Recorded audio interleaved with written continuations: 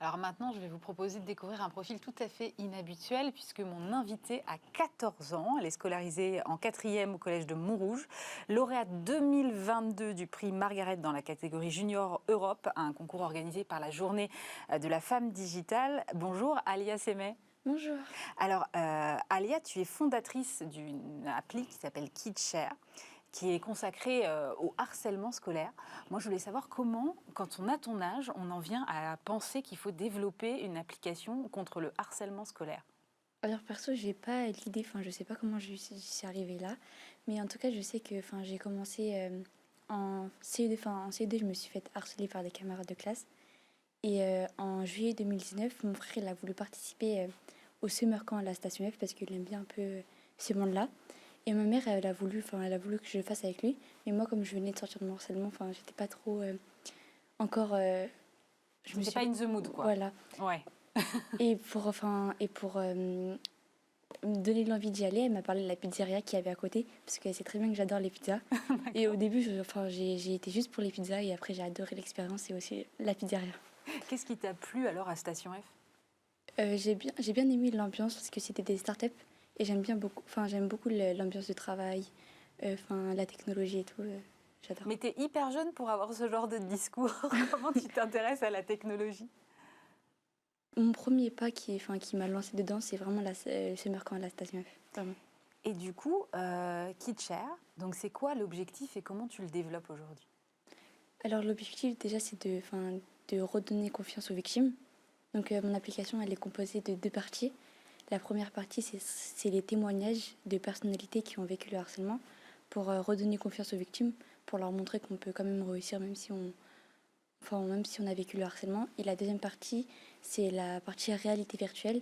Donc c'est des mini-scénettes créées grâce à la réalité virtuelle où les témoins et les agresseurs pourront se mettre dans la peau d'une victime pour leur montrer que c'est pas trop. C'est pas. C'est pas un comportement acceptable. Voilà, c'est pas. Ouais. Et comment est-ce que tu développes ça? Parce que toute seule, à 14 ans, c'est difficile de créer une application. Alors, déjà, il y a mon équipe familiale qui m'aide beaucoup sur l'organisation. Et aussi, il y a beaucoup d'associations qui m'aident. Par exemple, il y a la Relève du futur qui m'aide beaucoup. Chaque mardi, on travaille sur le code de l'application. Et aussi, il y a l'école Tumo, Stemet. Il y a plein d'autres associations. Et donc, du coup, tu apprends le code? Ah oui. Depuis petite, j'apprends le code avec mon frère et ma mère. Et ta mère aussi, elle apprend le code? Oui. Elle va se lancer dans le domaine de l'informatique. Donc, en fait, c'est vraiment une aventure familiale pour Oui, toi. voilà, vraiment. Et comment est-ce que te voient tes petits camarades à l'école quand tu leur en parles? Quand tu leur dis, je suis en train de développer une application? Alors, j'en parle pas du tout à mes camarades. J'ai pas envie qu'ils pensent que je me la raconte, mais vraiment, j'en parle pas du tout. Quelques professeurs, mais sinon, j'en parle pas beaucoup avec mes camarades de classe. Alors, aujourd'hui, où est-ce qu'elle en est, ton application? Alors là, je suis sur la partie code. Et la prochaine étape, ce serait la partie réalité virtuelle et la partie financement, qui sont les deux parties les plus compliquées. C'est ça? Où est-ce que tu vas aller chercher les financements? Ah, je sais pas pour l'instant.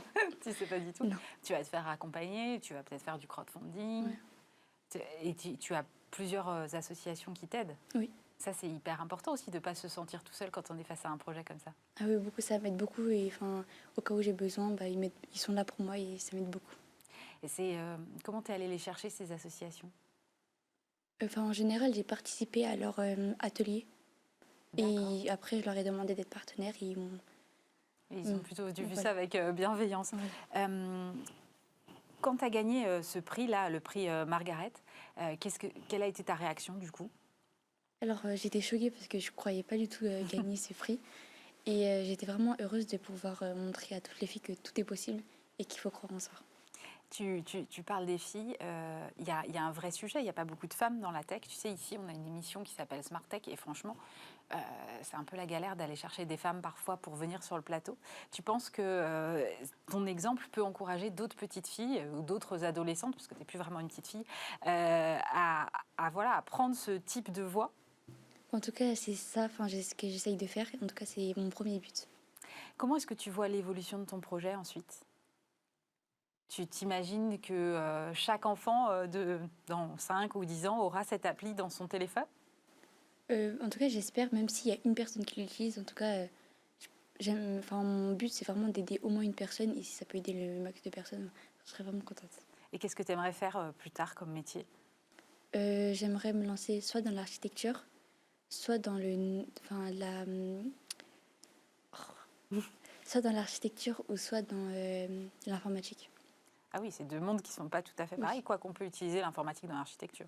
Voilà. Tu te vois comme entrepreneur aujourd'hui?